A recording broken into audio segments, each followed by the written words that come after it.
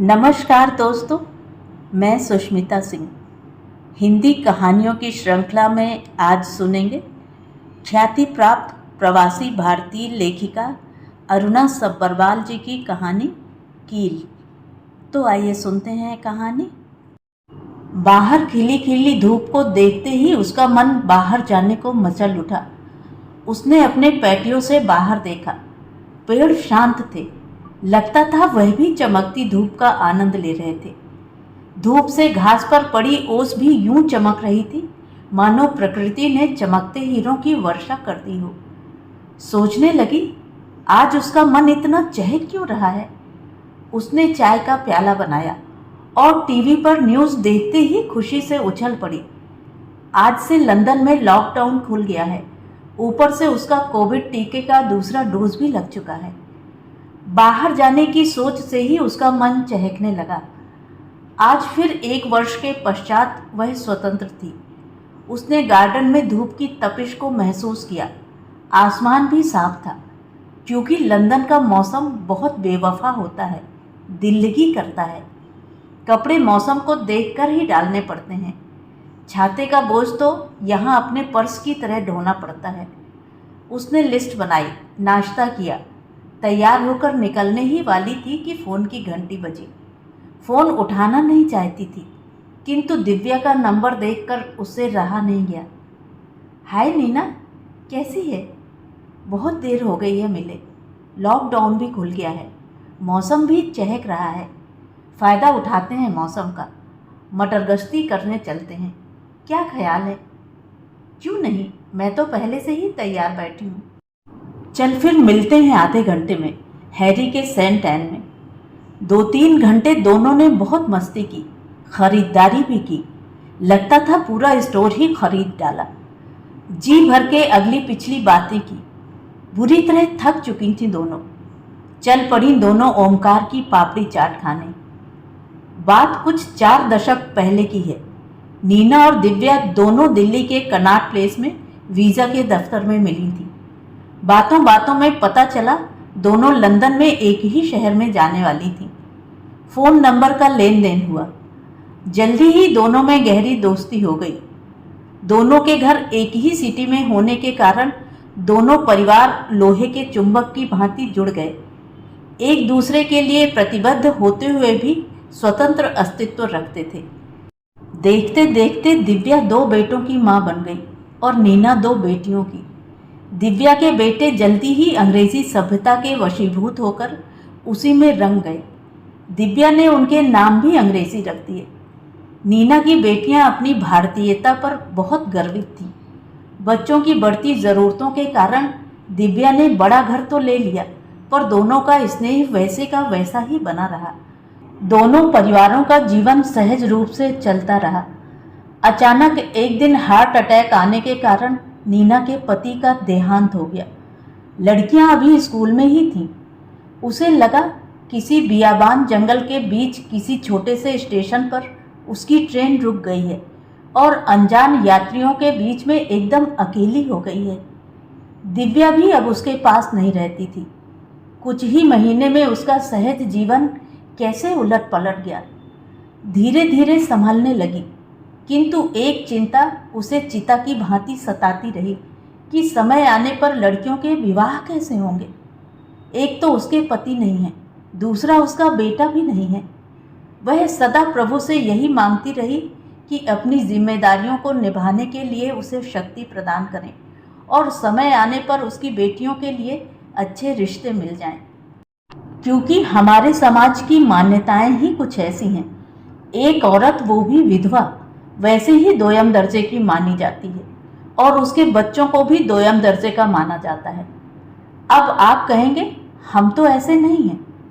नीना को याद है 2-3 लोगों ने ऐसा कहा था, ओथे मत्था की लाना, जेड़े घर बिच बंदा ना होवे, ना पति है ना मुंडा और ना ही पैसा, देखा जाए तो ओदी औकात ही की है। कुछ वर्ष पश्चात दिव्या के पति का भी देहांत हो गया। दोनों सहेलियां बच्चों की जिंदगी बनाने की खातिर खुद को मिटाती रहीं। समय के साथ उसके बच्चे बड़े हो चुके थे। दोनों बेटे नील और रिकी यूनिवर्सिटी में थे।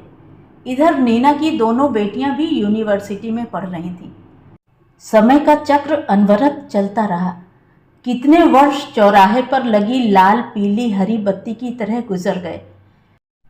लंदन के, ऑक्सफोर्ड, कैम्ब्रिज के विश्वविद्यालयों से पढ़े नील और रिकी को अच्छी नौकरी मिलने की खुशी में दिव्या ने बहुत बड़ी दावत दी। रिकी और नील को देखकर नीना की खुशी का ठिकाना न रहा। आंखों में खुशी की लहर दौड़ने लगी। रिकी की 6 फुट लंबी देह, कायदे से पहनी वेशभूषा, चिर परिचित काली जैकेट और दर्पण जैसे चमकते जूते, उसे दूर से ही देखकर कोई कह सकता था एक आदर्श युवा। उसके साथ तीव्र बुद्धि वाला खड़ा नील भी कौन सा कम था। गोरा चिट्टा, चौड़ा सीना, ऊंचे कद का अदब कायदे वाला बांका जवान लोगों के स्वागत के लिए खड़ा था। दिव्या भी नीना की बेटियों को देखते ही अपने आप पर काबू न पा सकी। दोनों लड़कियां खूबसूरती की हदें पार कर चुकी थीं। उसके चेहरे पर मुस्कुराहट फैल गई। दोनों ही गोरी चिट्टी, लंबी, व्यक्तित्व में बहाव, चपलता, जिंदा दिली, भविष्य की ललक, आत्मविश्वास से भरपूर। गालों पर खूबसूरत गड्ढे खूबसूरती को 4 चांद लगा रहे थे, बिल्कुल फूल जैसी। सोचने लगी, फूल की सुगंध जिस तरह अच्छी लगती है, इसमें कोई अस्वाभाविक बात भी नहीं। लेकिन फूल अच्छा लगे, बस उसे हाथों में लेने का मन करे, ऐसा भी तो हो सकता है। ऐसा मेरे साथ पहली बार हो रहा है। क्यों? दिव्या दोनों बेटियों को मन ही मन बहुएं बनाने के सपने देखने लगी। स्वाभाविक था। एक दिन दिव्या ने बातों बातों में परोक्ष रूप में नीना की बड़ी बेटी रुचि का हाथ अपने बड़े बेटे नील के लिए इशारा किया। नीना के लिए भला इससे अधिक प्रसन्नता की बात क्या हो सकती थी। उसके मन की मुराद पूरी हो गई। नीना खुश थी कि उसकी बेटी उसकी सबसे प्यारी सहेली के घर ब्याही जाएगी। दिव्या ने नीना की ओर समर्थन की दृष्टि से देखा और बोली, घर वालों से बात कर लेना। ठीक है। पल भर को नीना को लगा जो चाहती थी भगवान ने उसे थाली में परोस कर दे दिया। खुशी से उसके कानों में शब्द भनभना रहे थे। इतना हर्ष विश्वास से परे था। गला ठीक से साथ नहीं दे रहा था। दिल में एक झुरझुरी सी होने लगी। पल भर को नीना को लगा, बेटी मेरी है, किसी से भला पूछने की क्या आवश्यकता है। फिर सोचा, घर के बड़ों से बात करना तो बनता है और इतनी बड़ी खुशी बांटनी भी चाहिए। उस रात उसे खुशी के मारे नींद नहीं आई। सुबह चिड़ियों की चहचहाहट के मधुर संगीत का आनंद लेने लगी। कुरमुरी सुबह थी। सूरज अपनी पूरी गोलाई और लालिमा के साथ मौजूद था। उसकी चांदी सी किरणें चारों तरफ खुशियां बिखेर रही थीं। उठते ही खुशी में उसने अपनी सासू जी को फ़ोन किया। मम्मी जी खुशखबरी है। रुचि के लिए परफेक्ट रिश्ता आया है। जाने पहचाने लोग हैं। लड़का बहुत पढ़ा लिखा और बढ़िया नौकरी में है। कौन है? केडे पिंड तो है? की जात है? एक ही सांस में उन्होंने हजारों प्रश्नों की बौछार कर डाली। फिर नीना ने अपनी माँ और बहन से बात की। उनके भी वही प्रश्न थे। वो प्रश्न फंदे की तरह उसके गले में घूमने लगे। नीना ने विश्वास दिलाया कि वह हमारी तरह हिंदू हैं, दिल्ली से हैं, हमारे जैसा ही उठना बैठना खाना पीना है। परंतु सासू जी कहाँ मानने वाली थी। समानता में विश्वास रखने वाली नीना दुविधा में थी, जिसने इस बारे में कभी सोचा ही नहीं था। सासू जी के छोटे छोटे से सवालों ने उसे मिट्टी में मिला दिया। मेरा मुंडा जिंदा नहीं ते की होया, असी ते हाँ, पोतियां सुट थोड़ी देनिया ने। इतना कहकर फोन रख दिया। नीना चिंतित थी कि कैसे पूछूंगी दिव्या से, क्या पूछूंगी, कैसे, क्या। उन प्रश्नों का उत्तर तो नीना भी नहीं जानती थी। इसी सोच में 2 सप्ताह बीत गए। इधर दिव्या के दिलो दिमाग पर रुचि छाई हुई थी। सोचने लगी, बस नीना के हाँ करने की देर है। मैं तो मंदिर में लावा फेरे दिलाकर रुचि को 2.5 कपड़ों में घर ले आऊंगी। फोन की घंटी बज रही थी। दिव्या का नंबर देखकर वह सोचने लगी, कैसे पूछूंगी दिव्या से। उसने फोन नहीं उठाया। उसका फिर फोन आया, नीना दिन अच्छा है, चल शॉपिंग करते हैं, वहीं हल्का सा लंच कर लेंगे, रास्ते में मंदिर में माथा भी टेक लेंगे। नीना की सांस में सांस आई। लंच के पश्चात दोनों मंदिर की ओर चल दी। दिव्या कहाँ जा रहे हैं? मंदिर तो इस ओर नहीं है। हमारा मंदिर इसी तरफ है। नीना हैरान थी। इससे पहले वह गुरुद्वारे जा चुकी थी, राम मंदिर जा चुकी थी, चर्च जा चुकी थी, इस ओर कभी क्यों नहीं आई? मंदिर के बाहर लिखा था रविदास मंदिर। नीना भी दिव्या के साथ माथा टेक कर बैठ गई। वहां उसे एक अजीब सा एहसास हो रहा था। नीना, यह हमारा मंदिर है। दलित समाज के लोग यहीं आते हैं। यही बताने के लिए मैं तुम्हें यहाँ लाई हूँ। तुम्हें यह बताना बहुत ज़रूरी था। मम्मी को ज़रूर बता देना कि हम लोग रविदास समुदाय से हैं। समाज के अनुसार हम दलित श्रेणी में आते हैं। दिव्या ने कहा। वह समाज की दकियानूसी मानसिकता से परिचित है। तो क्या हुआ? इसमें क्या बड़ी बात है? क्या फर्क पड़ता है? मंदिर तो मंदिर है। हम तो एक दूसरे को बहुत नज़दीक से जानते हैं, नीना ने विश्वास दिलाते हुए कहा। फिर भी रिश्ते स्थापित करने से पहले ऐसी बातें ही स्पष्ट हो जानी चाहिए। मैं नहीं चाहती यह बात हमारी दोस्ती को संकुचित कर दे। दिव्या ने नीना के हाथ पर हाथ रखते हुए स्नेह से कहा। क्योंकि दिव्या नीना के स्वच्छंद विचारों से भली प्रकार से परिचित थी और यहाँ तो उम्र भर के रिश्ते का प्रश्न था। कुछ क्षण संवादहीन गुजरे। दिव्या नीना की चुप्पी में अर्थ ढूंढने लगी। दिव्या की बातों ने नीना को असमंजस में डाल दिया। दिव्या जैसी बातें कर रही थी वह उसकी समझ से बाहर था। किसी से पूछ भी नहीं सकती थी। उसकी उत्सुकता बढ़ती जा रही थी। उन दिनों इंटरनेट भी नहीं था, नहीं तो गूगल मास्टर जी से ही पूछ लेती। 2 सप्ताह बीत गए। इससे पहले नीना घर फोन करती, सासू जी का ही फोन आ गया। दिव्या ने जो बताया नीना ने उन्हें बता दिया। सासू जी तो बस राशन पानी लेकर चढ़ गईं। तुझे पता भी है कहाँ रिश्ता करने जा रही थी? दिमाग तो नहीं खराब हो गया? उनसे हमारा कोई मेल नहीं, सोचना भी मत। मेरे बेटे की निशानी है, उसका तो नाम मिट जाएगा, सासू जी ने कटुता से तमतमाते हुए कहा। उससे आगे नीना सुन नहीं पाई। नीना का सर चकरघिन्नी की तरह घूमने लगा। उसकी समझ से बाहर था। अभी उसे अपनी माँ और बहन के विरोधाभास के युद्ध का सामना करना बाकी था। वही हुआ जिसका उसे डर था। माँ तो पल्ला झाड़ते बोली, बेटा वही कर जो तुम्हारी सास कहती हैं। किंतु बहन और भाई ने अच्छी क्लास ली। दीदी होश में तो हो? क्या नई रेत चलाने चली हो? बहन तल्खी से बोलती जा रही थी। क्या आपने सोचा है इसका परिणाम क्या होगा? जब विवाह के कार्ड में लोग उनके रिश्तेदारों के नाम देखेंगे, बिरादरी वाले, ससुराल वाले, मायके वाले, मोहल्ले वाले क्या सोचेंगे? न जाने हमारे परिवार को क्या क्या सुनना पड़ेगा। तुम्हारे साथ हमारा भी बिरादरी से देश निकाला हो जाएगा। हाँ, अगर लड़की को अपने घर लाते तो और बात थी। छोटी के लिए रिश्ते में मुश्किल आएगी। तेरे सब किए कराए पर पानी पड़ जाएगा। दुनिया कहेगी कि माँ से बच्चे संभले नहीं तो बेटी को कहीं भी धकेल दिया। सोच, अगर रुचि के पिता विनोद जिंदा होते तो वो यह निर्णय लेने देते। शेष तेरी मर्जी है। वह एक ही सांस में बोलती गई। नीना के सोच की शक्ति कुंद हो चुकी थी। वह कुछ क्षण बाद बोली, प्यारी बहना तुम ही बताओ क्या फर्क पड़ता है? याद है हमारे ब्लॉक में तो मद्रासी, बंगाली, सिंधी, गुजराती, पंजाबी, ईसाई सब मिलके रहते हैं। फिर रविदास समुदाय के बारे में कभी सुना ही नहीं, ना ही स्कूल और ना ही कॉलेज में कभी देखा था। हाँ, यह याद है कि सासू जी जमादारनी के आते ही एक तरफ हो जाती थी। तुझे पता है ना, लक्ष्मी जो हमारे यहाँ बर्तन और सफाई करती थी वह तो मेरी सहेली थी। हम मिलकर शरारतें करते थे। हमें सामने वाले को चिढ़ाने में कितना आनंद आता था जब वह अपने सफ़ेद बाल उखाड़ता था।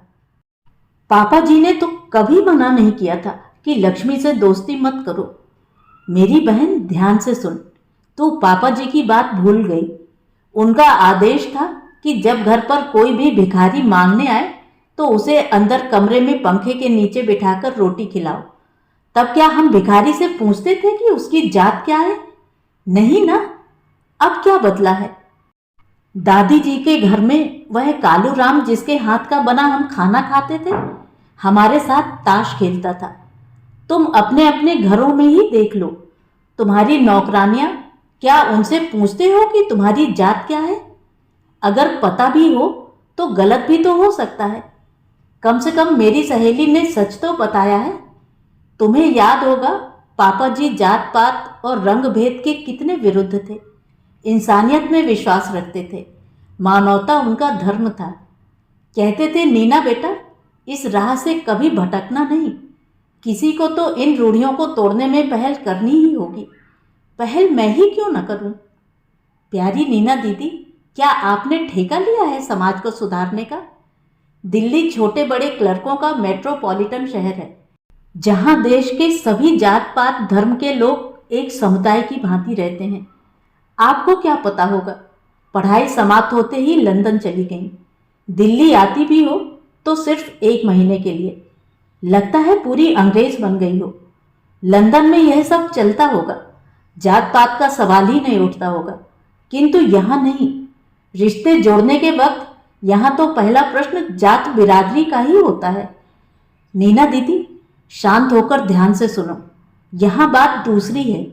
यहाँ बात विवाह की हो रही है, रिश्ते जोड़ने की हो रही है। 2 बच्चों में नहीं, 2 परिवारों में। सोचो, आपकी बेटियां खूबसूरत हैं, पढ़ी लिखी हैं। अच्छे ही नहीं, बहुत अच्छे लड़के मिल जाएंगे। इतनी जल्दी भी क्या है? तुमने रुचि से पूछा है क्या? उसे नील पसंद है क्या? हो सकता है नील उसे पसंद ही ना हो, शायद उसके मन में कोई और ही हो। बात गंभीर है, ठंडे दिमाग से सोचना। चल अब बस करती हूँ, बहुत उपदेश दे दिया। बहन ने तो नीना का व्यक्तित्व ही हिलाकर रख दिया था।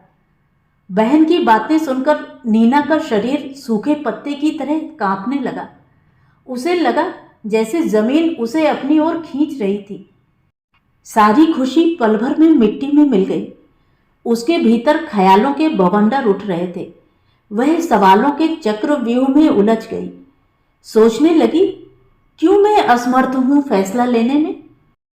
क्यों उलझी रहती हूं बेकार की बातों में? फिर उन धागों को सुलझाने में वक्त बिता देती हूं। काश रुचि के पापा जिंदा होते। यह पिता भी क्या चीज होते हैं। बच्चों के पीछे ढाल, एक ऐसा शस्त्र जिसे कोई भी तीर, कोई भी तलवार, कोई भी भाला भेद नहीं सकता। बहन की बातों ने एक बार फिर उसके मस्तिष्क में उत्पात मचा दिया। उसे अपनी सोच पर शंका होने लगी। वह रूढ़ियों और आदर्शों के बीच पिस रही थी, जो कील सी चुभती जा रही थी, जो हमारे समाज के कड़वे सच को दर्शा रही थी। आज पहली बार नीना निर्णय लेने में असमर्थ थी। नीना के लिए लड़कियों का भविष्य ही उसके लिए बहुत महत्वपूर्ण था। नीना का स्वयं पर विश्वास डामाडोल होने लगा। बहुत उलझन में थी। दिव्या को उसके उत्तर की प्रतीक्षा थी। पल भर को उसने सोचा, अगर नील का सरनेम बताया ही न जाए तो? फिर खुद ही बड़बड़ाने लगी, छी छी, ऐसा कैसे सोच सकती हूँ? उसका अपना अस्तित्व है, विशिष्टता है। नहीं नहीं, यह नामुमकिन है। बार बार उसके मस्तिष्क में अपनी बहन की बातें गूंज रही थीं। एक बेटी को तो ब्याह देगी, दूसरी का क्या होगा? लोग थू थू करेंगे, कहेंगे सर पर बाप नहीं, बेटी को छोटी जात वालों से बांध दिया। सबकी नकारात्मक सोच नीना पर हावी हो गई। सोचने लगी, किस किस की बात का उत्तर दूंगी? जो बात कही जाती है, या उसका जो ना कहकर भी जिसका स्वर सबसे ऊंचा होता है। सदा समानता में विश्वास रखने वाली नीना आज विवश थी, पशोपेश में थी। आज मना करने के लिए भी उसे अल्फाज नहीं मिल रहे थे। नीना के दिमाग में यह बात घर कर गई थी कि आज तक दिव्या के साथ जो गलत हुआ है वही उसकी दोषी है। वह रूढ़ियों और आदर्शों के बीच पिस रही थी। उसके प्रश्न अभी वहीं के वहीं खड़े थे। इन उगते प्रश्नों ने उसके अस्तित्व को हिलाकर रख दिया था। वह कंफ्यूज थी। उसे लगा खुशी आंधी की तरह आई और तूफान की तरह गिराकर चली गई। जिस स्थिति को वह टालती जा रही थी, एक दिन वही शाश्वत सच उसके सामने आ खड़ा हुआ। नील का फोन आया कि वह नीना से मिलना चाहता है। कुछ क्षण चुप्पी में गुजरे। थोड़ी देर बाद नीना ने नील से पूछा, कोई काम है बेटा? नील शर्माया, फिर उसने झिझकते हुए कहा, आंटी जी, मुझे आपसे कुछ मांगना है। नीना चुप रही, भीतर से घबरा रही थी कि कहीं। नील नीना के घर आया और पास बैठ गया। उसका हाथ अपने हाथ में लेकर शर्माते हुए बोला, आंटी जी, दरअसल मुझे रुचि बहुत पसंद है। मैं रुचि से बहुत प्यार करता हूँ, उसे बहुत खुश रखूँगा। नील अभी बात पूरी भी नहीं कर पाया था कि नीना सकपका गई। उसे कोई उत्तर नहीं सूझ रहा था। उसके दिमाग में घर वालों की बातें साएं साएं करने लगी। सोचने लगी, जिसका डर था वही हो रहा है। हापड़ी धापड़ी में सच बोलने की हिम्मत तो नहीं जुटा पाई और झूठ बोलने से खुद को रोक न सकी। झट से नील से हाथ छुड़ाकर उससे नजरें चुराते बोली, नील बेटा, रुचि किसी और को चाहती है। नील तो चुपचाप चला गया। नीना ने झूठ तो बोल दिया, पर अपराध बोध की कील उसके दिल में ठुकने लगी। वह सोच की गहरी खाई में डूब गई। सोचने लगी, आज समाज जीत गया और सिद्धांत हार गए।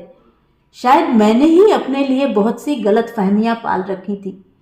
क्या मैं सच में इसी हृदयहीन समाज की सदस्य हूं? अपराध बोध ने उसके मस्तिष्क में उत्पात मचा दिया।